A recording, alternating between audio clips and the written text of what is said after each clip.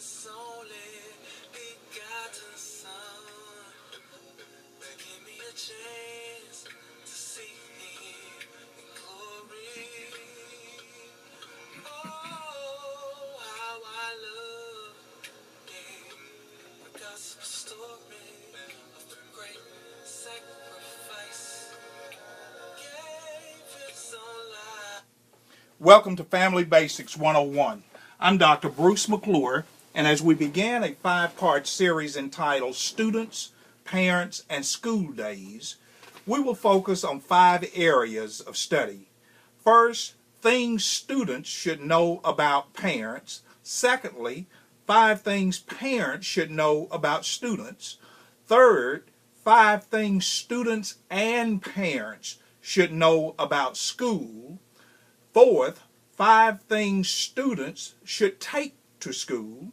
And finally, 5 things parents should have for their students. One major challenge for many students throughout the United States is understanding why the parents do not always allow them to make every decision by themselves. Why their parents do not support everything they want to do. Or sometimes students wonder, why do my parents not permit me to be involved in unlimited activities? The Center for Disease Control out of Atlanta, Georgia, did a child and parent survey as of August of 2011 that explored the correlation of economic standings and the activity opportunities for parents and children in order to obtain a better understanding of why parents seek out opportunities for their children to participate in rather than allowing their children to seek out every opportunity for themselves. And also, according to the study done by the CDC, it also reached out to see why parents do not allow their children to participate in specific activities, even if it's a good activity, even if it's wholesome and productive for the welfare of the betterment of the child. Here's what the CDC found. Parents who earn less than $25,000 per year are not as likely to participate in outside activities such as sports, dance, and sometimes even church-sponsored programs beyond the routine weekly worship. 23.5% compared to the children who came from homes where the income was annually more than $50,000. So what you see is almost a 25% variation between homes of $25,000 annually compared to homes of $50,000 or more annually. Children were less likely in the $25,000 or less income bracket to allow, parents were not as high in the probability of allowing their children to participate in other activities. Now, children should know that it has more to do with a parent's concern for providing the basics of life for them. The basics of food, the basics of clothing, and the basics of shelter. So the parents who earn less than $25,000 per year, who are not as likely to participate in these outside activities, it's not because they're not interested. It's not because they don't want their children to participate. But students need to know that it's probably driven by the financial posturing of the family. 70.6% of parents earning below $25,000 annually. Greatest response was that the extra cost of these events was too much for them to bear. And 44.5% said paying for an additional transportation, whether it was gas for their personal vehicles, or whether it was paying for field trips and extracurricular activities for their children, public transportation, etc.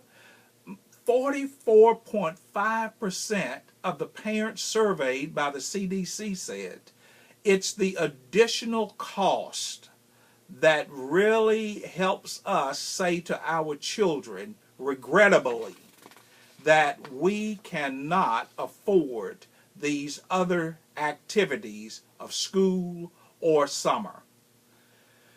Parents are more aware. These are some things that children need to know. 5 things that children need to know about their parents. Number 1, parents are more aware of what you would like to do than you may know.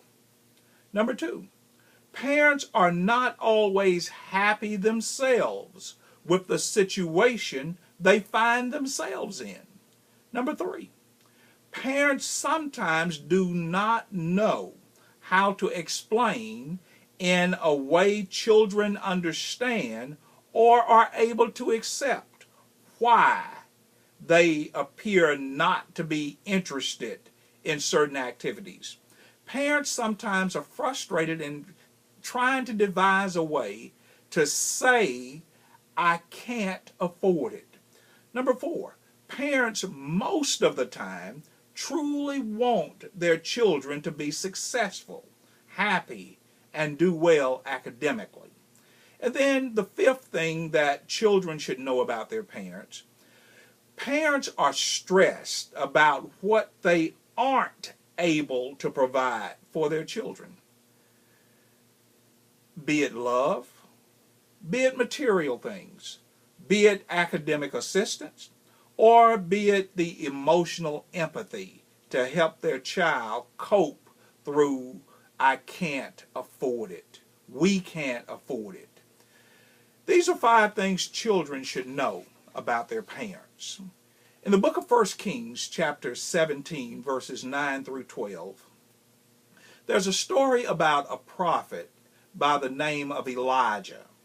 And Elijah is given specific directives by God to go and visit a family, a widow family at that.